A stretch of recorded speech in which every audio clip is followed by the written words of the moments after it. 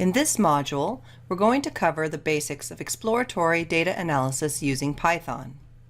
Exploratory data analysis, or in short, EDA, is an approach to analyze data in order to summarize main characteristics of the data, gain better understanding of the data set, uncover relationships between different variables, and extract important variables for the problem we're trying to solve. The main question we are trying to answer in this module is, what are the characteristics that have the most impact on the car price? We will be going through a couple of different useful exploratory data analysis techniques in order to answer this question.